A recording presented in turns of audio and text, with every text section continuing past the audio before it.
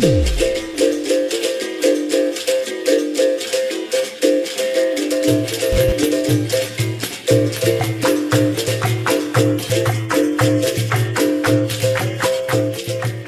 boa, galera! Esse é o 15º episódio da nova temporada do Vem Pra Roda, o nosso podcast voltado para capoeira. Galera, agradecer aqui nossos colaboradores Igor Baiuna, Mega Múcio e Cabelo e Saúde, Andréia Guardiano. E os aplicativos Rodas e Eventos e On Capoeira. Galera, vamos dar um passeio lá em Brasília. Meu convidado é um ícone da capoeira, um dos grandes divulgadores da capoeira no Brasil e no mundo. E é uma honra estar recebendo ele aqui. Mestre Halil, seja bem-vindo, mestre. Ô, mestre Gunga, muito obrigado. Eu que agradeço aí essa oportunidade. Quero te parabenizar pelo que você tem feito com a nossa capoeira, em termos de divulgação, sempre levando coisas positivas, né, para os nossos capoeiristas, para os brasileiros, para os estrangeiros.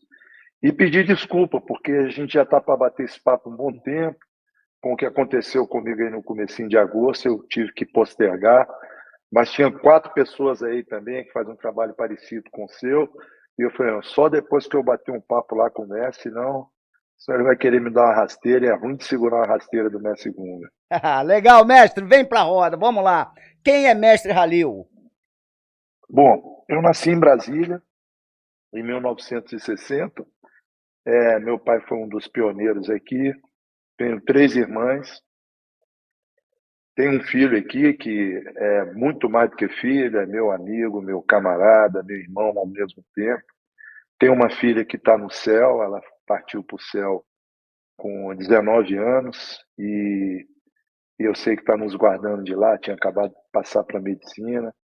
Venho de uma família de Minas Gerais e meu pai e minha mãe não nasceram em berço de ouro, mas passou uma grande riqueza para a gente, que eu acho que é o legado que eles deixaram para a gente. Minha mãe continua aqui ainda com 91 anos, mas foi de encarar a vida com muita propriedade, com muito esforço, com muito comprometimento. Tudo que a gente faz, a gente tenta fazer com a melhor perfeição possível, doando o melhor da gente. Então, mais ou menos isso. Comecei a trabalhar muito cedo ainda pincelando aí na minha história, porque meu pai, quando eu tinha 8 anos mais ou menos, ele teve um problema na empresa que ele trabalhava, que ele fazia parte da sociedade, quebrou literalmente. Eu morava em Taguatinga, que é uma cidade satélite de Brasília, e comecei a fazer frete na feira, vendia pipa, eu sempre gostei muito de pipa, engraxava, enfim, comecei muito cedo trabalhando, e isso realmente eu acredito muito que fez a diferença para o resto da minha vida, né? Para encarar os problemas, as dificuldades de uma maneira mais simples, mais tranquila. Legal. Então vamos voltar no tempo agora, mestre. Quando começou a capoeira, com quem e aonde, mestre? Eu comecei a capoeira aqui em Brasília, com 13 anos de idade, com o mestre Tabosa. Ele tinha recém-aberto uma academia perto de onde eu morava, como se fosse Zona Sul aqui, né, que é na quadra, na Asa Sul de Brasília, muito perto, coisa assim de 800 metros de onde eu morava. E tenho muito, assim, foi um privilégio para mim muito grande ter encontrado o Tabosa, que além da capoeira ele me ensinou muito mais como me portar. Brasília era uma cidade um pouco complicada, problema de briga da rapaziada, pessoal mais novo, enfim.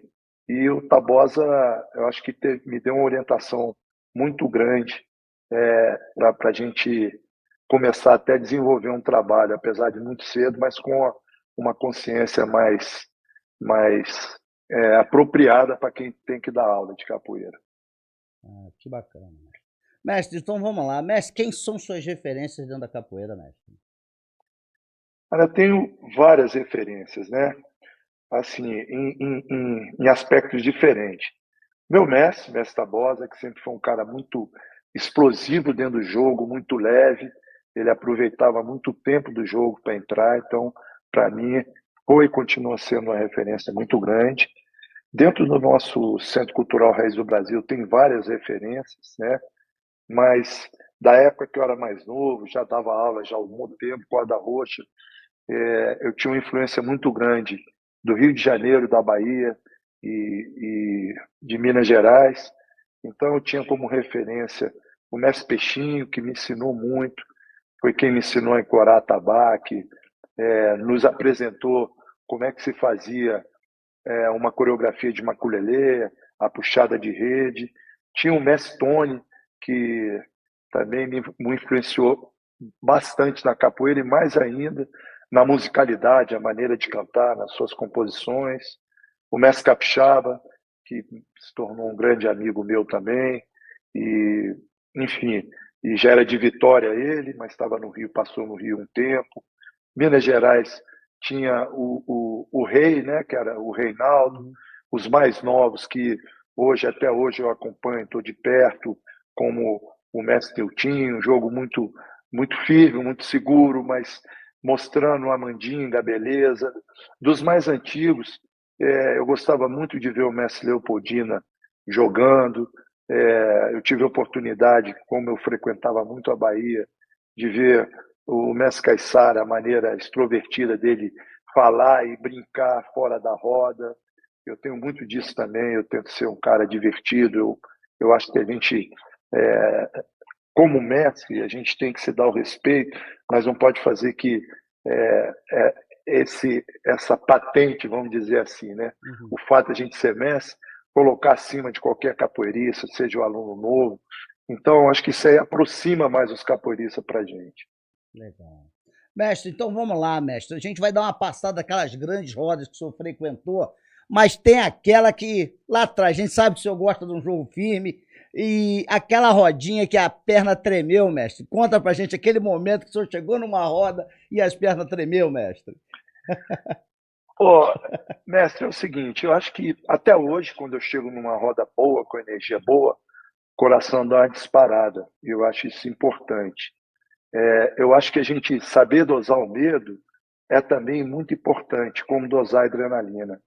Assim, eu não me lembro de nenhuma roda que eu chegava e que eu sentia esse medo, mas toda a roda, talvez pelo tocar do berimbau ali, pela bateria, por aquela energia, sempre mexeu muito comigo.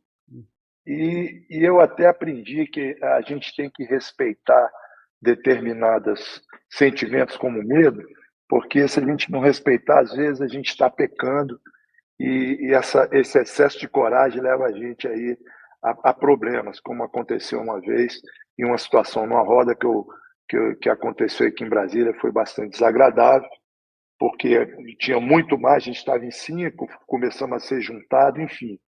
Mas tinha rodas boas, rodas no Rio, como é, a roda de Caxias, tinha a roda que o Peixinho fazia também sempre na academia dele, tinha a roda do Mestre Camisa no Canecão, enfim, tinha do Lago do Machado, em Belo Horizonte tinha da Praça da Liberdade, boas academias que eu frequentei lá, na Bahia também, jogava às vezes quando eu ia no Mercado Modelo, mas não teve nenhuma roda, mesmo, para ser sincero, que eu chegava e sentia aquele medo, aquela coisa para dar uma sacudida na gente, né? O que acontecia é que todas as rodas a gente tinha consciência que a capoeira era jogada de uma outra maneira e que provavelmente a gente ia para a parte mais objetiva da capoeira, mais como luta, porque não tinha muita conversa, né? Acho que a capoeira era jogada, talvez eu possa até estar enganada, mas na minha leitura ela era jogada com mais condições em termos de, num jogo duro, você conseguir encaixar um bom floreio no tempo certo para o cara não te pegar. E eu sempre gostei disso, porque ali você conseguia demonstrar realmente a diferença da capoeira como luta para as outras artes marciais. Um exemplo aqui, o cara te dava uma meia-lua de compasso a 1000, você entrava dentro da meia-lua e voltava no tempo de macaco. Quer dizer, quem estava assistindo falava, pô, se esse golpe pega na cabeça aí do outro, vai parar longe. Verdade. E o cara, pô, entrou ali e saiu de macaco brincando. A beleza que a capoeira tem como luta, né? Sim, sim, que bacana, né? Mestre, então o senhor deu uma rodada legal. Agora fala pra gente, como é que o senhor tá vendo essa nova geração, da época do senhor para essa nova geração? O que o senhor vê que está faltando ou que está agregando de valores dentro dela?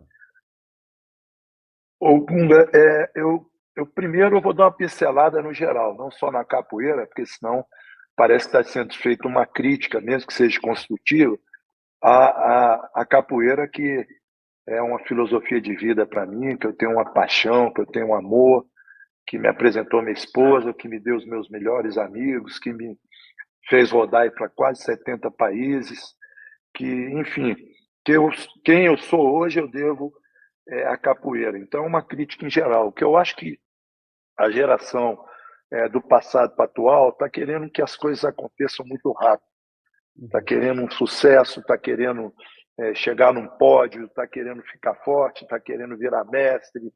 E isso eu digo não só da capoeira, de outras artes marciais e outros segmentos da sociedade, de uma maneira muito rápida. E eu acho que na vida a gente tem que ter a etapa e cumprir essas etapas. Quando a gente pula determinadas etapas, provavelmente lá na frente a gente ou fica um pouco frustrado ou vai querer viver num tempo diferente. Né? Eu falo isso porque vários amigos casaram adolescentes, separaram, já com filho, com 35, 40 anos, querendo ir para a balada de garotão, que passaram uma época da vida casado, fazendo um papel que não deveria ser naquele momento. Né? E eu acho que na capoeira não é diferente. As pessoas estão querendo se preparar de uma maneira muito rápida e sem se dedicar como antigamente todos nós nos dedicávamos. Eu me lembro que quando eu era mais novo na capoeira, era treino de domingo a domingo. Eu já fazia judô há muito tempo, desde criança, e eu continuei treinando paralelo, mas minha paixão foi a capoeira. O judô me deu muita base, me deu muita disciplina também, até porque é uma arte marcial milenar e tem toda uma disciplina, né? Tem todo um ritual para entrar no dojo, para cumprimentar seu mestre. E isso eu tentei trazer para o meu mundo da capoeira também. E naquela época a gente treinava assim, sem ter medo de estar errando, pelo menos 4 horas por dia, no mínimo. Né? E a gente, eu fazia faculdade, eu trabalhava na Caixa Econômica, era concursado, mas meu ritual era acordar às 5 horas da manhã, até hoje eu faço isso, dormia cedo, acabava o último treino, ia para casa, comia, tomava banho, e naquela época comia uma lasanha, né? A gente podia comer uma lasanha 11 horas da noite, 10 horas, que não tinha problema De dar de ficar mais. engordada, né? Hoje é que toma isso, toma aquilo e o peso está chegando. Mas o que eu acho é que, por um lado, foi muito benéfico a capoeira, porque na época que a capoeira estava sendo vivida muito como luta, existia uma rivalidade dos grupos de bandeira, de camisa, né? A camisa com a bandeira tal, outra camiseta. E isso aí eu acho que prejudicou, por um lado, a capoeira, porque afastavam as boas rodas. O que eu chamo de boa roda? Boa roda é você chegar numa roda onde você vai encontrar vários capoeiristas de grupos diferentes, de expressões diferentes, de treinamento diferente, técnica diferente, um forte, um fraco, um lento, um perigoso, aquele que é boca de espera, o outro que solta o jogo, enfim, eu acho que a boa roda de capoeira é essa. E quando você joga sempre dentro de casa, você acaba jogando com as mesmas pessoas, por mais que você tenha parceiros, mestres no grupo, aluno. Quando você vai para uma roda de rua, você encontra o que eu acho que é o mais rico da capoeira, que é o inesperado. O inesperado da capoeira é o que faz a diferença das outras artes marciais. Né? E a gente tem provado isso não só na teoria, mas na prática, com os capoeiristas que já tinham um bom tempo de capoeira, que foram fazer o UFC, o MMA. Por quê? Porque a gente dentro da capoeira não tem esse negócio de pegou no pescoço, pegou uma chave, você bate. Não existe isso. A capoeira não tem um dojo. A capoeira pode ser num tatame, no cimento, no asfalto, no paralelepípedo, na descida, no escuro, no barro. Onde tiver um espaço, tem capoeira para acontecer.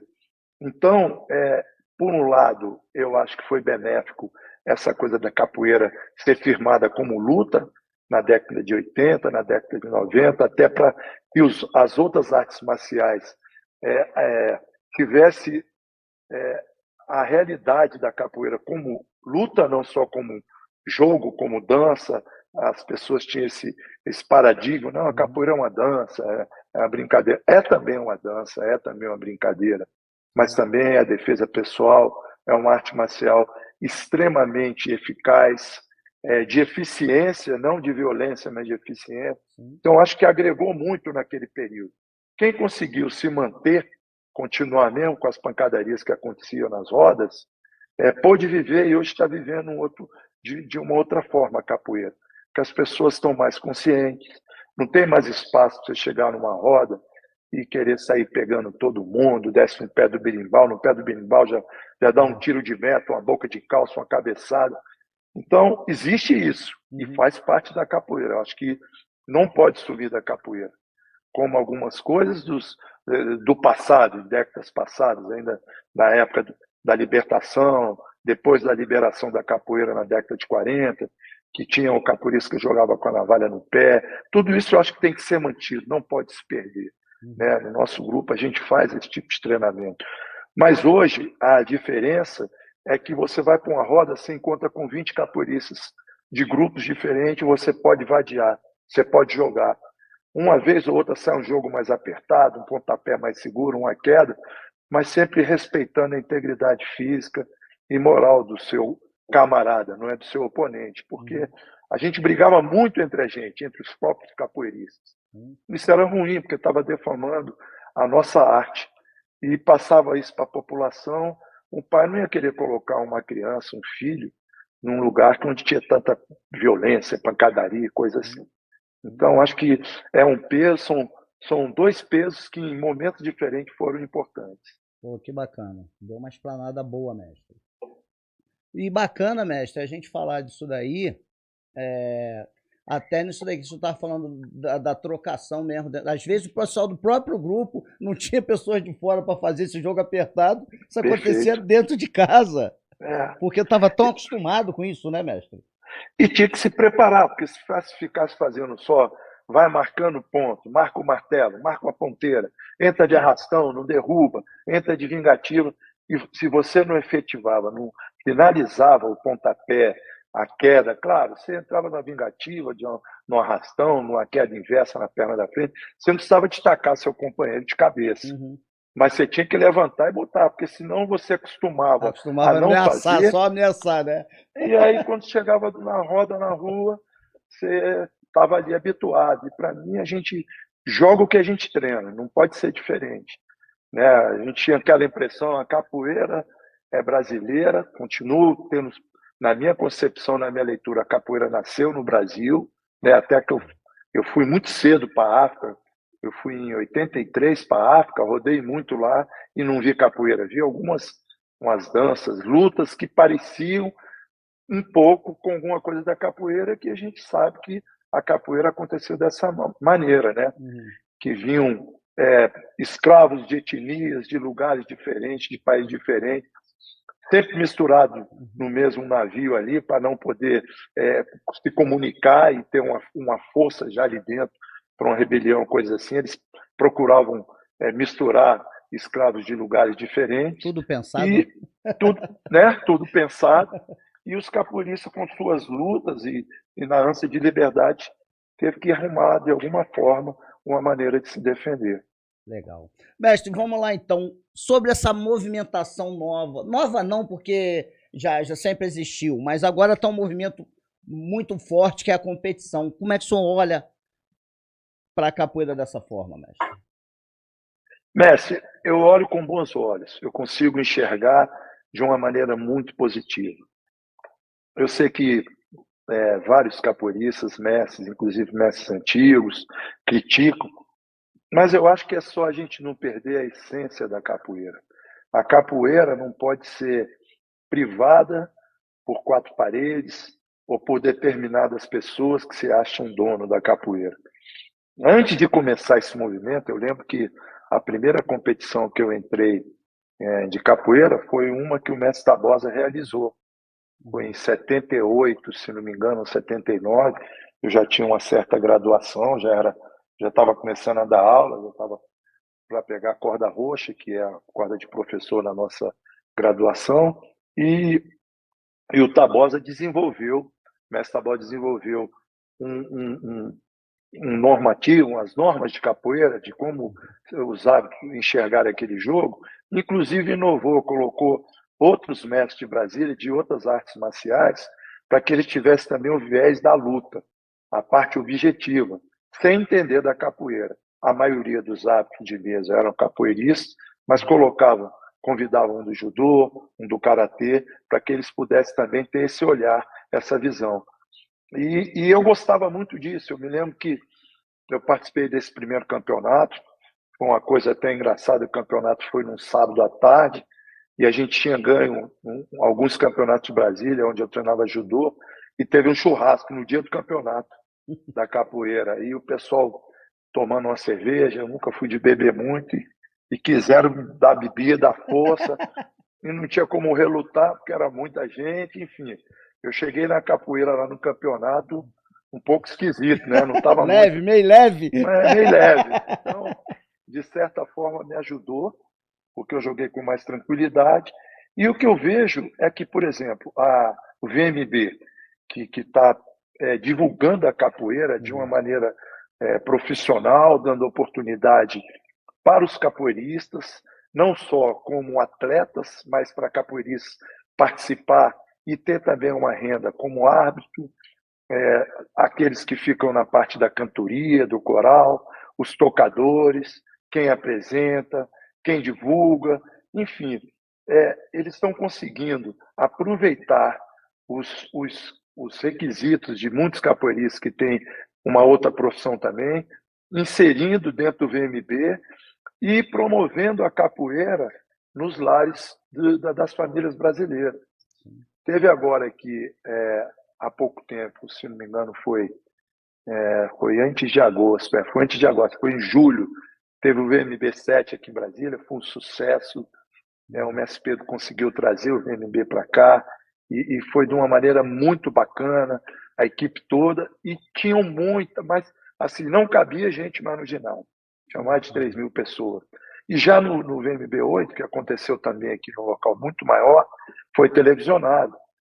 E chegou a mais de 15 milhões de espectadores por televisão, todo o campeonato que aconteceu, todas as competições.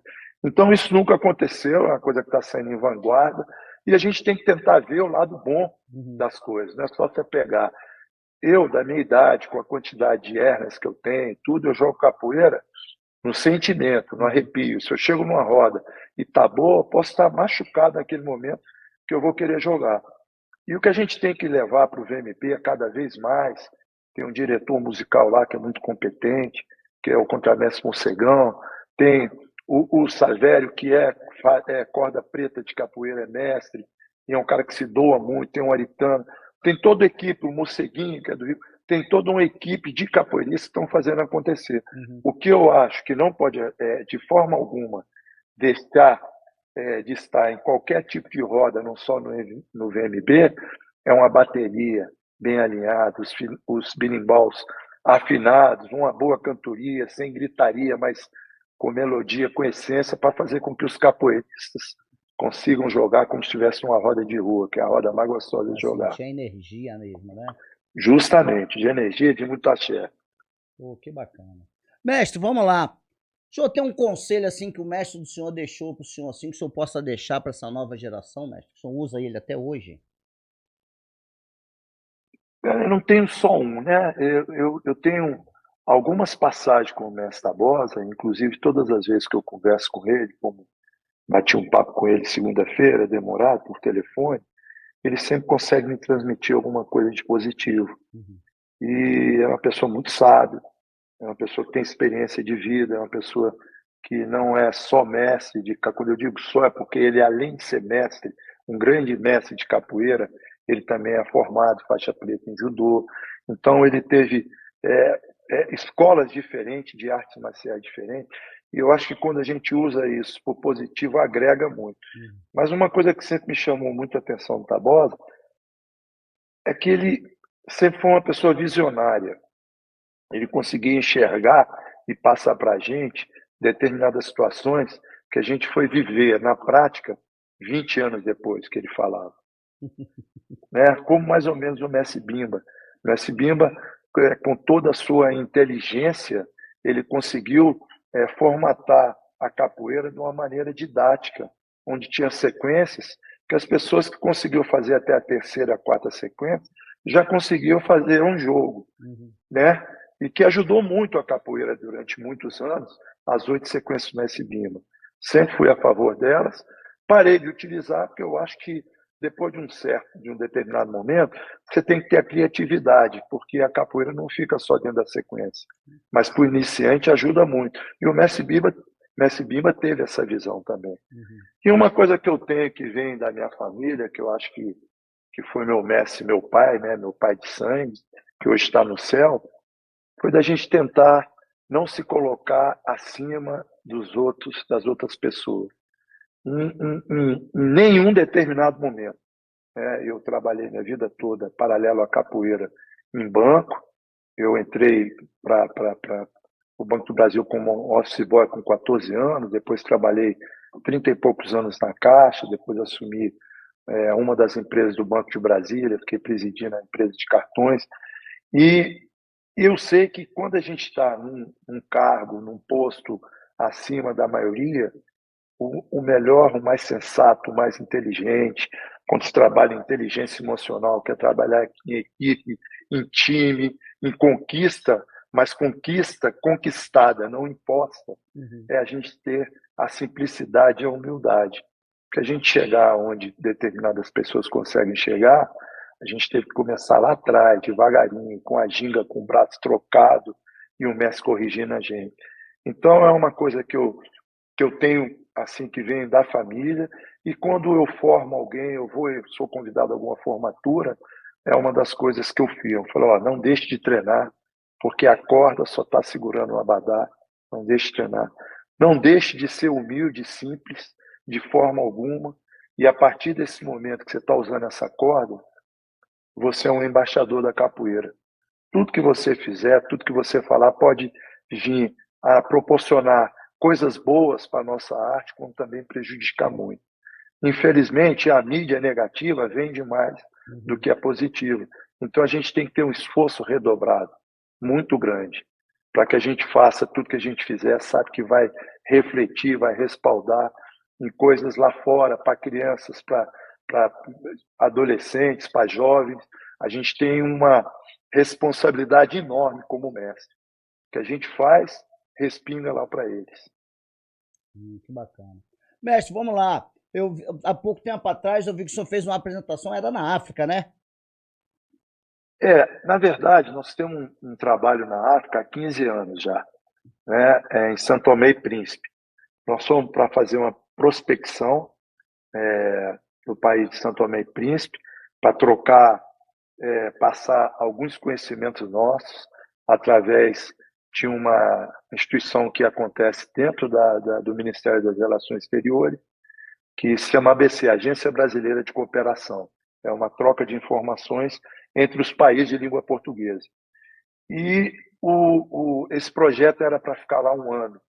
Só que o projeto deu tão certo que a própria CPLP, que é a Comunidade de País de Língua Portuguesa, apoiou para que o projeto ficasse mais o segundo ano, e à medida que ia passando o tempo, a própria população foi apoiando, a nível governamental, o ministro do Desporto, o ministro da Educação, o ministro da Cultura conheceram um pouco mais a capoeira e viram o quanto é rica a nossa arte, o quanto é importante na formação de um cidadão.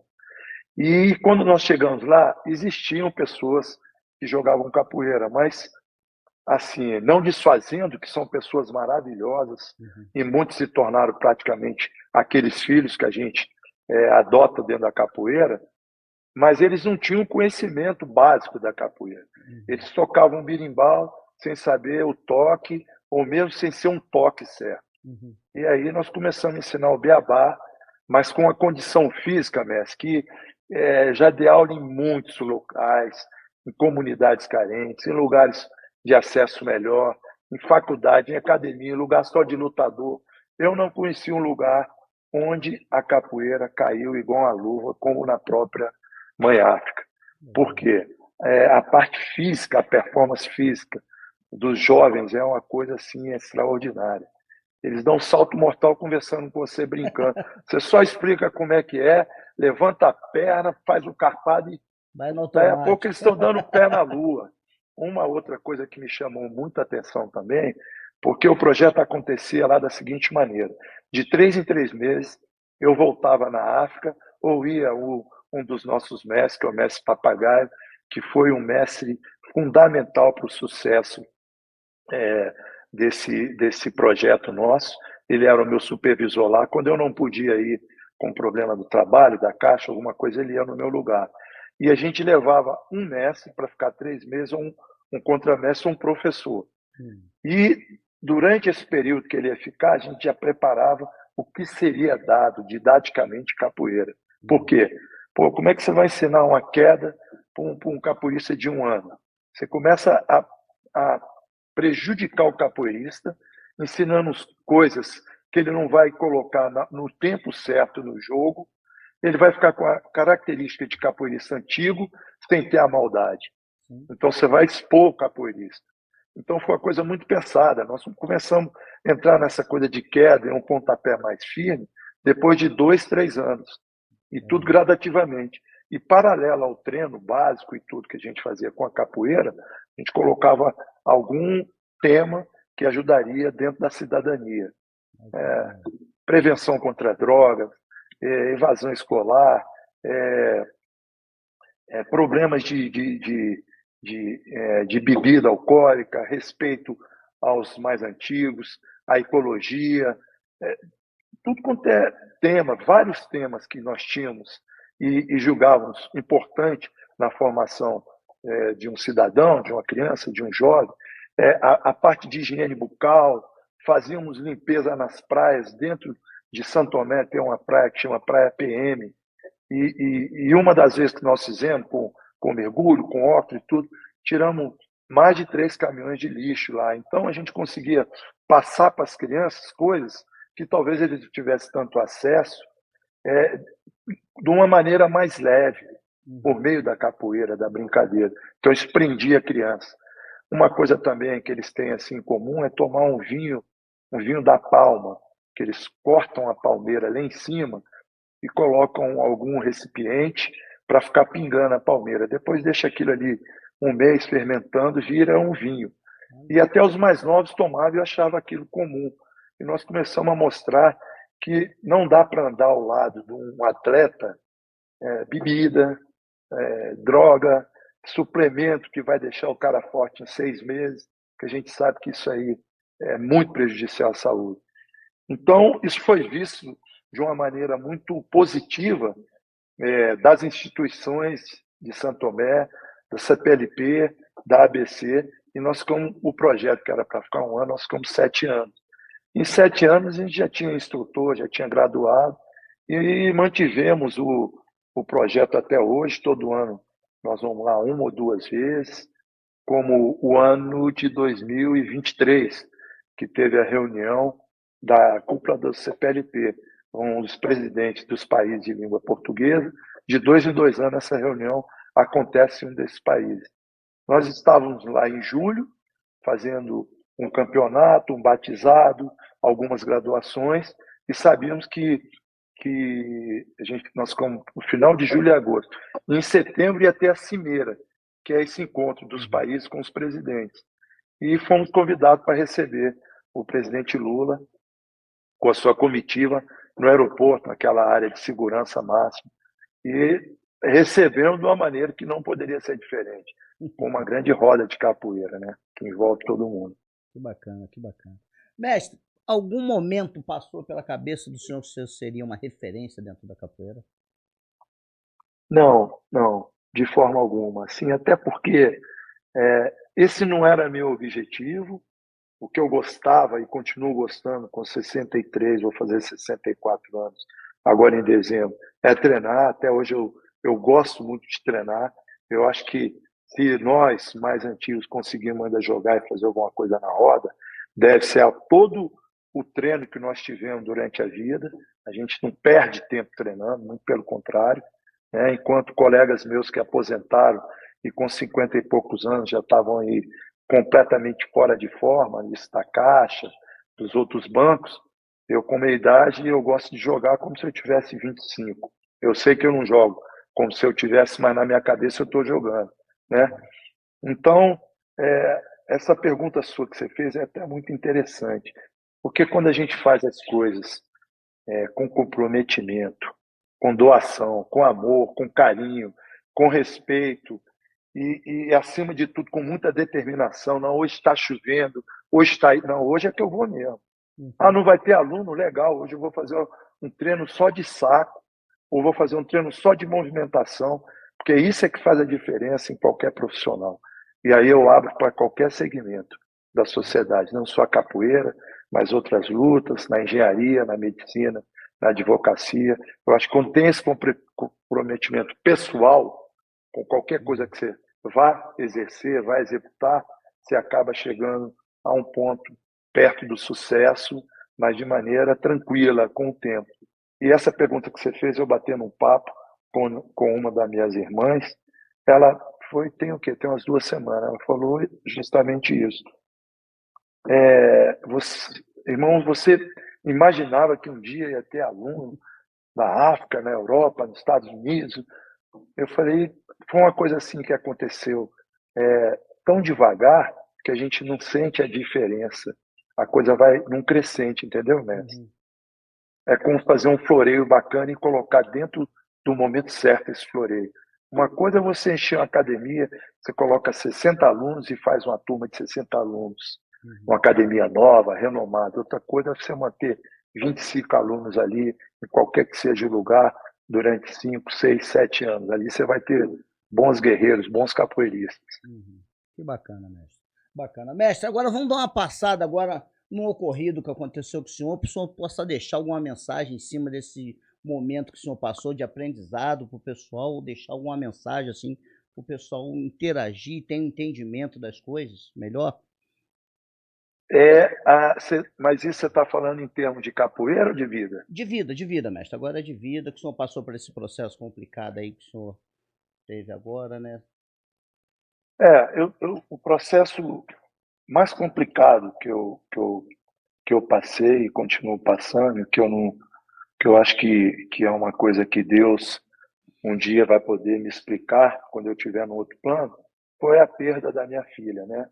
Uhum. Uma menina estudiosa, uma menina caridosa, amorosa, vivia com um sorriso no rosto, uma pessoa simples, estudou sempre em bons colégios, mas apesar dela ter sido criada no meio de classe média alta, a simplicidade dela encantava todos nós.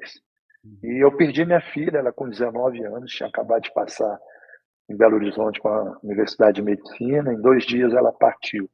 Aquilo ali, assim, eu tive certeza que eu não fui com ela por ter o meu filho aqui, tanto eu quanto minha esposa, e que a gente tinha que ter continuado aqui, né? Tem 8 anos isso, eu me emociono só de falar. Então a gente teve que dar a volta ao mundo literalmente ali para continuar a vida, Uhum. mudar o tipo de jogo, pedir para baixar o berimbau ali para começar uma nova etapa da vida. E recentemente, agora dia 10 de agosto, aconteceu que eu gosto muito de pegar jacaré, pegar onda, e a gente tem um lugarzinho em Alagoas, no bairro de São Miguel, que nós compramos lá até por causa da minha filha, né? Porque ela gostava muito de ir para lá, a gente ia sempre viajando em família. E eu pegando onda na Praia do Francês, depois nos arrecifes, tem um mar aberto que tem boas ondas. E eu, inclusive, estava lá com o mestre Papagaio, que eu tenho como um filho, com a família dele lá, que ele foi passar o Dia dos Pais comigo, que seria no dia 11, que foi no dia 11 de agosto. No dia 10 a gente estava na praia, e a última onda, eu já estava mais de 40 minutos, quase 1 hora, né? Fui sair do mar, peguei uma onda grande e não fui cortando. Dei um imputão, fui com o peito para cima, olhando de cima com a cabeça, quando você consegue pegar a crista da onda. Só que vivendo e aprendendo, né? Tomei uma rasteira, a gente não pode brincar com seu camarada, como não pode brincar com a mãe natureza. Uhum. E a onda, de repente, ela quebrou. Eu ainda estava na parte mais funda, mas mesmo assim ela conseguiu me dar enterrada de cabeça. Foi um ipom que mais de 20 anos que eu fiz judô e na capoeira que eu estou aí há mais de 50 anos. Nunca tinha acontecido comigo, nem em outras lutas, em batida de carro, nem queda de moto, que eu já corri de motocross. Nunca eu tinha tomado uma pancada tão grande assim. Escutei uma barulheira debaixo d'água do pescoço, senti, escutei. Falei, pô, quebrei o pescoço. Não, não quebrei. Se eu estou perguntando, Né? eu tô aqui, né? E aí eu falei, pô, tem que subir, pegar oxigênio aqui, porque se vier a outra, vira aquele liquidificador, você não sai mais do mar. Aí eu dei uma impulsão. Naquele momento eu lembrei do meu filho, que me fez ter uma motivação de sair daquela situação para poder dar um beijo, abraçar e quem sabe um dia pegar os meus netos no colo, quando ele me der esse presente. E subi, quando eu subi, eu já subi consciente, olhando para o mar, não parei, para ver se vinha outra. E eu dei muita sorte que veio uma onda enchendo, aí eu peguei o embalo e saí com ela, com a cabeça toda aberta aqui, arrancou todo o couro cabeludo, está até um pouco claro aqui, todo sanguentado, enfim. E eu poderia, assim, dizer que eu poderia ter sido resgatado ali pelos bombeiros e nunca mais andar, né? Eu fui em 3 neurocirurgiões, fui em 2 ortopedistas aqui de confiança, renomado. Estou fazendo tratamento no SARA. Quem está fazendo o meu tratamento lá é o doutor Rogério, que é uma pessoa extremamente iluminada, porque além de todo o conhecimento que ele tem, ele também sabe tratar as pessoas, sabe, mestre? Comunga muito com o que eu acredito, o que eu falei há pouco, que o mestre não tem que fazer de um aluno que está entrando, que pede uma foto, que isso, que aquilo. Não, mas estou cansado. Nós chegamos aqui porque tiveram aqueles lá na frente que pavimentaram a estrada para a gente chegar. Então, eu não julgo certo. E esse doutor Rogério, que é o chefe da fisioterapia, trata todo mundo na igualdade. Pode ser uma pessoa extremamente carente, pode ser um ministro, pode ser o que for. Então, ele tem me ajudado muito. Estou recebendo uma ajuda muito grande também do Rodrigo Cortopassi, que apesar de ser novo, tem um conhecimento vasto de fisioterapia, do Homero, que faz também a parte de acupuntura, que é um amigo meu de infância também, doido com a capoeira.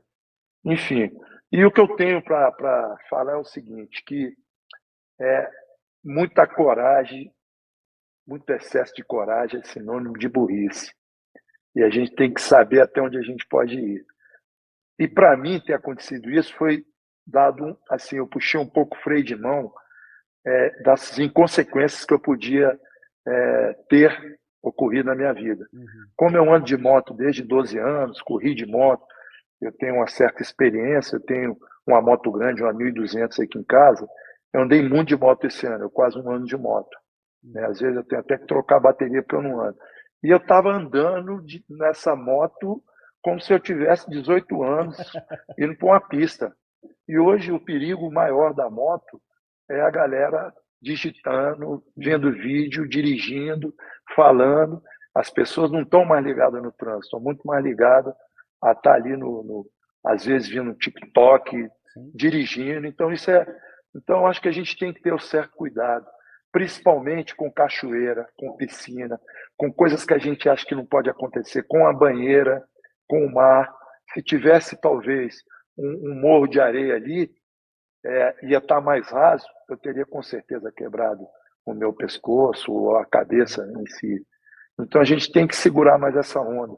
Esse treinamento de saltos que a gente faz na capoeira, tem que tentar fazer sempre com alguém ali do lado, até a gente pegar confiança, saber que hora que puxa o joelho, que hora que tem que rodar, porque para ficar tetraplégico, para ficar paraplégico, é muito fácil. O corpo da gente é muito mais sensível e frágil do que a gente imagina. Para você ter uma ideia, eu emagreci 12 quilos em 45 dias aí, porque eu não conseguia me alimentar de jeito nenhum de dor. Não tinha nada que passasse a dor. Então, isso aí é uma experiência que eu tive e que eu quero, inclusive, agora, tentar ajudar em algumas instituições que tem aí, de cachoeira e tudo isso, né? Quantos casos a gente fica sabendo? O próprio Rubens, Rubens Paiva, que agora tem um livro, tem um filme que saiu do pai dele agora, que era deputado, né, na época do militarismo. Enfim, ele ficou tetraplégico porque deu um mergulho numa cachoeira, né? Então, você imagina.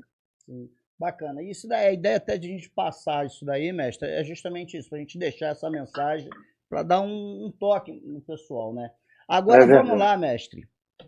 Para o senhor, na visão do senhor, o que é ser um mestre de capoeira? Cara, essa pergunta é muito, muito inteligente, muito forte.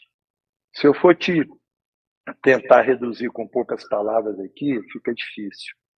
Mas, primeiro, o mestre de capoeira, por mais que ele seja lutador, guerreiro, ele tem que ter um equilíbrio muito grande. Porque ele tem que ter a consciência do que ele faz e o que ele está passando para frente. Quando eu vejo algum atleta, qualquer que seja o esporte, fazendo uma propaganda de uma bebida, de um cigarro, ou na balada fazendo. Eu acho isso muito ruim, porque quantas crianças se espelham nessa pessoa, né? E indiferente se o mestre é aquele mestre que tem 10 alunos, que dá aula no fundo de quintal, numa cidade interior, pequenininha, que não viaja, que não tem essas oportunidades que Deus colocou no meu caminho para conhecer outros lugares e poder propagar a capoeira, mas ele está fazendo um trabalho muito importante ali, mestre, porque ele está tirando das portas que estão sempre abertas do caminho aí que não é um caminho legal.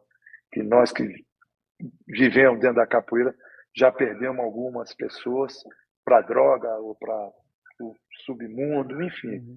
Então começa por aí. O mestre tem que ser humilde, tem que ser simples, não pode ser orgulhoso, não pode ser dono da razão. Claro, tem que ter respeito aos mestres. Eu tenho muito. Mas, por exemplo, vou te dar um outro exemplo que acontece dentro da filosofia do Raiz do Brasil, que foi criado em 1980 aqui por mim, em Brasília. Geralmente, quando você tem dois mestres jogando em rodas, não deixa eu comprar, né? Quando compra é outro mestre. Dentro da nossa escola, se tiver dois mestres jogando e o jogo não tiver encaixado, e quem for comprar um graduado que tem condição de ter essa percepção e a visão, pode comprar o jogo. Agora, se tiver dois graduados jogando e o jogo tiver encaixado, e eu tiver, pelo menos no meu comando birimbau ali, e o mestre for comprar, eu seguro o mestre. Espera um pouquinho. O jogo está fluindo legal, está tendo um diálogo bacana, pontapé, entro, saio. Então, são coisas que, ao mesmo tempo que eu acho que o mestre tem que ter um posicionamento, não posso entrar na roda, mas ele tem também que saber o momento certo. O mestre também, eu acho que um mestre tem que ter o conhecimento, e o conhecimento, hoje, com GPT, essa quantidade de informações que chega num piscar dos olhos, você coloca uma frase, GPT te faz uma ladainha para você, uma coisa doida. É isso, verdade. né? Então, eu acho que o mestre tem que passar por etapas. Eu não sei o porquê que tanta gente quer ter o título de mestre como se fosse uma mágica.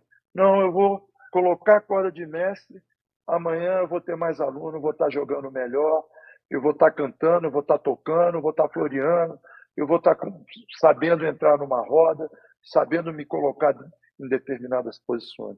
Então, eu acho que o mestre tem que ter tudo isso, tem que ter o conhecimento da vida também. Não acho certo, por melhor que seja o capoeirista, pegar uma corda vermelha com 25 anos de idade.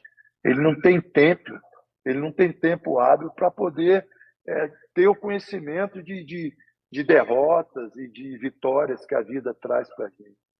Então, ser um verdadeiro mestre é uma composição, é uma simbiose de muitas coisas, inclusive coisas que o próprio mestre, na sua vida regressa, errou e teve que consertar, teve que acertar esse erro, para poder lá na frente passar uma experiência positiva e que para diminuir, que possa diminuir a probabilidade dos seus alunos também errar como ele errou.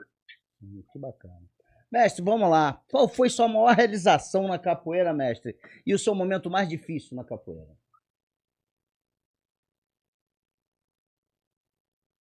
Bom, para mim, uma das grandes realizações foi conhecer a África com 23 anos, de 22 para 23 anos. Eu já tinha comecei capoeira de 12 para 13, eu tinha 10 anos de capoeira, mas era 10 anos que se a gente colocar hora de voo, hora de treino hoje, dá 50 anos para muita gente aí. Sim. E quando eu fui para a África, mestre, eu tinha uma ilusão que eu ia chegar lá. Eu fui para a Líbia para um encontro que teve lá com mais de 50 países, vários países da África, da Europa, foi também do Oriente, da América do Norte e o Brasil também. Eu fui com o pessoal da Universidade de Brasília. E foi só eu e um outro capoeirista contramestre, o mestre da bola. E o resto era dançarino para mostrar coisas típicas do Brasil, enfim. E quando eu cheguei lá, eu vi que não tinha capoeira como eu esperava. Encontrei um dos grupos que estava se apresentando, tinha uma dança guerreira que parecia uma ukulele, só que ao invés de dois bastões, eles batiam só com um bastão, e ao invés do quarto toque, batiam no terceiro toque esse bastão, Uhum. não fazia com facão. Enfim, foi legal que nós ficamos num hotel muito grande e toda manhã, quando dava 6:30 da manhã, eu já descia, já tinha uma galera lá, a gente já puxava um treino básico de capoeira. Ai, que legal. Isso aí foi uma realização muito grande, que eu não tinha saído para fora do país, podendo mostrar um pouquinho a capoeira. A outra realização já foi quando nós tivemos em São Tomé e Príncipe para iniciar esse trabalho, para ver se estava certo. Foi eu ter a condição de devolver numa assim, num tamanho mínimo de uma quantidade de 1 grão de areia, numa imensidão enorme, Uhum. um pouquinho que a capoeira me proporcionou e que a mãe África proporcionou para todos nós brasileiros. Lá deu para eu sentir também o porquê que a gente tem essa brincadeira, essa musicalidade, gosta de coisas coloridas, somos alegres, apesar dos pesares. Então, isso vem muito da África, porque todas as vezes que eu fui em São Tomé, que eu continuo indo, eu já tive lá praticamente 40 vezes. Eu vou te falar uma coisa, né? Eu sempre trago um aprendizado. Eu aprendi muito mais do que as poucas coisas que eu pude passar para os nossos irmãos africanos lá, para os meus alunos. Hoje, a capoeira está à frente do futebol, é o esporte mais praticado. Só o Raiz do Brasil tem mais de 2.000 capoeiristas, menino, criança, de todas as idades treinando, gente de idade também, senhoras. Então, assim, foi uma realização muito grande. E também uma outra coisa foi saber que, por meio da capoeira, eu conheci minha esposa, que me deu um casal de filhos maravilhosos. Minha filha continua sendo capoeirista, onde ela estiver, ela era doida com a capoeira, treinava com o mestre Arno com o mestre Nádio, que também eu tenho como um dos nossos filhos aí, né, que passou a ser um discípulo para mim, e o meu filho também, que ele é capoeirista de corpo e alma, toca muito, é percussionista, joga também, mas ele preferiu escolher o jiu-jitsu, faixa preta, graduado, da Nova União, do mestre João Roque e do mestre Pederneiras, né, do Dedé, do Rio, enfim, mas tudo com a capoeira no meio, né? Com a capoeira acontecendo, meus melhores amigos. Tenho certeza que se eu conseguir algum sucesso no meu outro segmento, na Caixa, no BRB, o tempo que eu fiquei no Banco do Brasil, foi também pela capoeira, porque nós que temos muito tempo de capoeira, a gente conversando com a pessoa, a gente consegue às vezes ter aquela sacada que talvez um profissional, um gerente de banco, ao dar um empréstimo, fica ligado só ali no cadastro dele e não pega nas partes menores das conversas alguma coisa. E a capoeira ensina a gente. A capoeira sabe ensinar a gente como é que deve chegar no lugar, como é que deve se portar, como é que deve sair, se tem que falar, se não tem que falar. Isso tudo trazendo para a filosofia. Você não chega na roda, já me passa o gunga aí, de jeito nenhum. Se alguém te conhece, mestre, que algum. Não, não. Pega o viola aqui, me dá o pandeiro. e como tem que ser a vida, e aos poucos a gente vai crescendo. Legal. Acho que a parte mais difícil, acho que o senhor já até dentro do relato, o senhor já contou, né? Que foi o seu momento com a sua filha, né? Isso aí para mim realmente muito difícil, não só para mim, mas para toda a família, principalmente para a mãe, né? Porque o amor de mãe não se compara com nada, mas eu tenho certeza que ela já está clinicando onde ela estiver no plano divino, pela bondade. A menina que desde pequenininha me seguia nas creches onde eu dava aula, em comunidades carentes, em festa que a gente fazia em Natal, em Ano Novo, para os meninos. Durante um período de quase 5 anos, eu dei aula num espaço que é para pessoas com problemas mentais mesmo, né? Problemas que tinham dificuldade até para pegar uma colher. Fui criticado, fui discriminado quando coloquei esse trabalho lá dentro de uma instituição aqui em Brasília que se chama Dorione. Tinha um psicólogo para falar, pô, quero ver como é que esse pessoal vai fazer com a capoeira. Eles não conseguem segurar um garfo, quer dizer, uma colher, quanto mais jogar capoeira. Mestre, em um ano, eles estavam batendo palma no ritmo, jogando capoeira cada um da sua maneira, ensinando a gente muita coisa que a gente acha que sabe da vida. Então, E a capoeira transforma, né, mestre? transforma em todos os sentidos. E não transforma só ali onde o pessoal está carente de um pai, de uma mãe, de um prato de comida, de uma roupa, de um cobertor.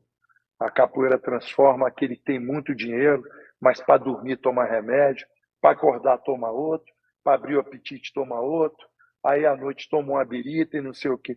Quantos alunos passaram por mim, por você, por nós, mestres mais antigos, que tinham depressão, que tomavam tantos remédios, síndrome de pânico, eram autistas, e a capoeira modificou a vida deles, né? Fez a socialização, a ressocialização. A capoeira, onde vai, ela faz a diferença. Sim. Nós demos aula aqui num presídio para menores infratores, mais de 4 anos. Depois de um ano que a gente estava lá, foi comprovado que as fugas diminuíram mais de 50% e rebelião lá dentro tinha muito, mais de 70%.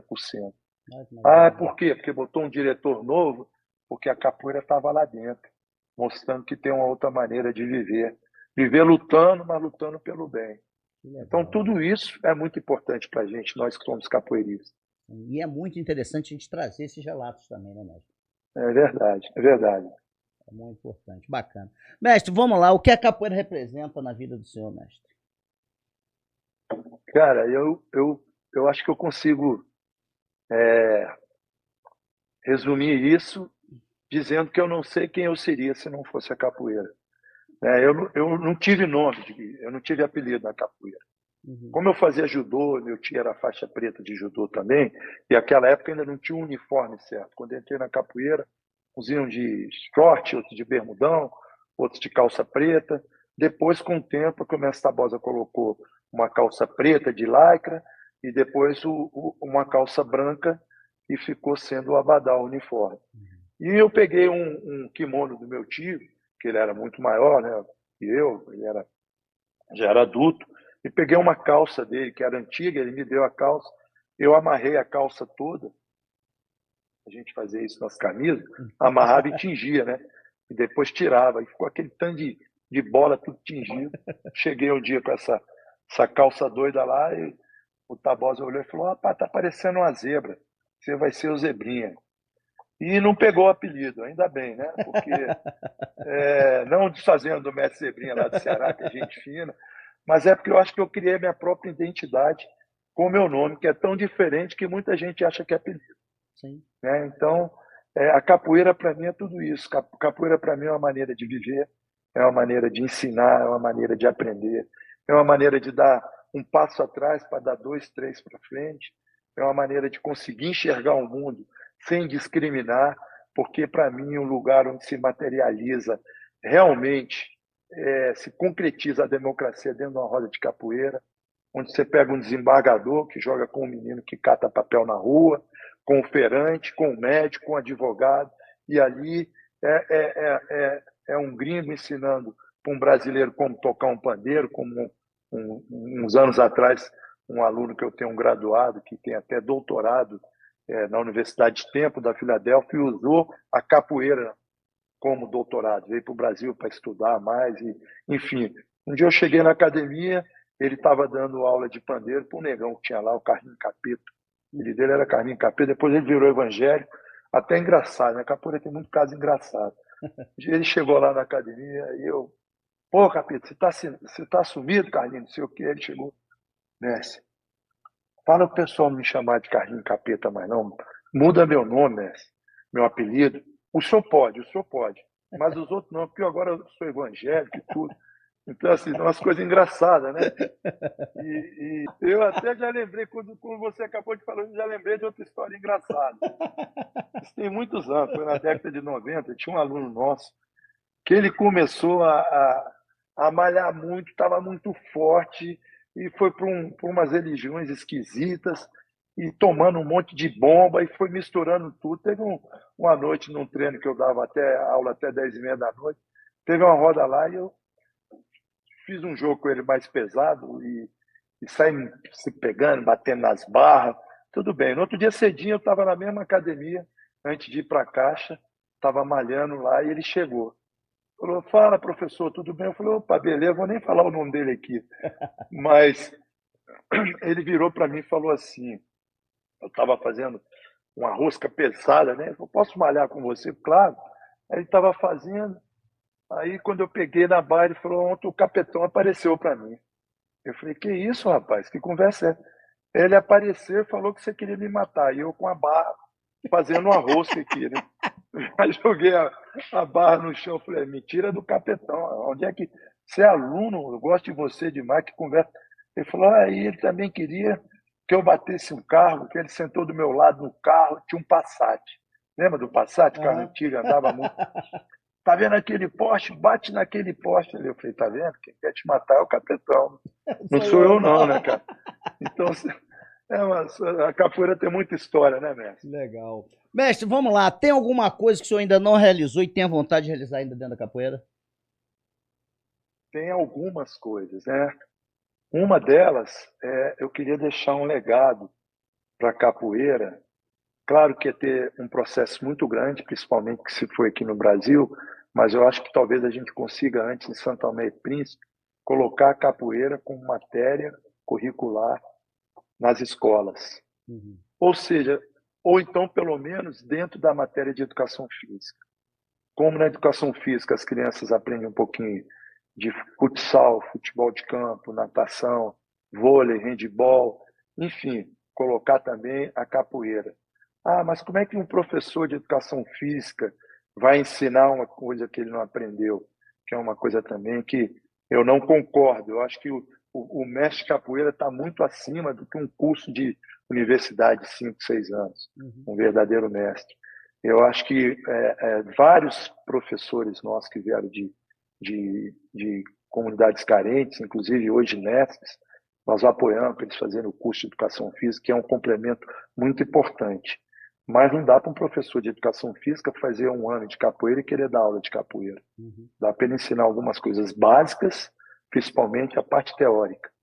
Mas com isso a gente abrir mais frente de trabalho para quem se dedica à capoeira, para professores, para contramestres, mestrandos, mestres, enfim, de capoeira. Então tenho muita vontade de fazer isso. E em Santo Tomé e Príncipe nós já demos vários passos para chegar a isso e conseguir colocar nas 125 escolas que tem no país, mais ou menos essa quantidade, deve ter mais agora. Uma outra coisa que eu queria muito é conseguir formar uma mulher na capoeira, porque saíram muitas meninas. Eu tenho uma graduada nossa, né, o Raiz do Brasil já tem mulher formada, mas eu queria uma aluna minha que, inclusive é advogada, uma estrela firme, é uma capoeirista completa, coloca qualquer coisa, faz uma coreografia de maculelê, um jongo, uma puxada de rede, fala um pouco da Angola, joga aqui regional, dá um treino mais objetivo. Ela está precisando de melhorar um pouco a parte de instrumentos, que ela ainda deixa a desejar, mas está no caminho, que é a Caracol. Eu quero muito, porque eu sempre apoiei muito as mulheres. Eu fui criado no meio de mulheres, Além das minhas irmãs, ainda tinha uma tia, depois uma sobrinha, morava tudo na casa. Então, tenho um respeito muito grande, né? Acima de tudo, por minha mãe, pelas minhas irmãs e pela minha esposa e minha filha que está no céu. Então, é esse legado. Uma outra coisa que é muito importante, que Deus me proporcionou, é que eu acho que o Messi passa a ser um Messi quando ele não é quando ele forma, né, uma pessoa a corda vermelha ou corda preta, indiferente qual seja a graduação de Messi na federação, mas quando ele consegue formar um discípulo, né? O discípulo é aquele que ele vai embora, mas ele vai estar contigo de alguma forma, em pensamento, espiritualmente. Ele precisou, você vai estar lá. Você precisou, ele vai estar aqui. Então, isso aí, graças a Deus, eu consegui formar alguns discípulos, que são pessoas de inteira confiança, né? Eu penso e quero muito que esses discípulos, que esses mestres que nós formamos dentro do Raiz do Brasil, cresçam, que façam um trabalho muito melhor do que todos nós mais antigos, que têm mais estrada rodada, mas eu quero que eles consigam ter um trabalho muito melhor, mas que continuem por perto, sempre, levando a bandeira da capoeira em primeiro lugar e do Raiz do Brasil, que tem um fundamento, que não é um grupo, é uma família, é uma extensão da família de todos nós. Que bacana.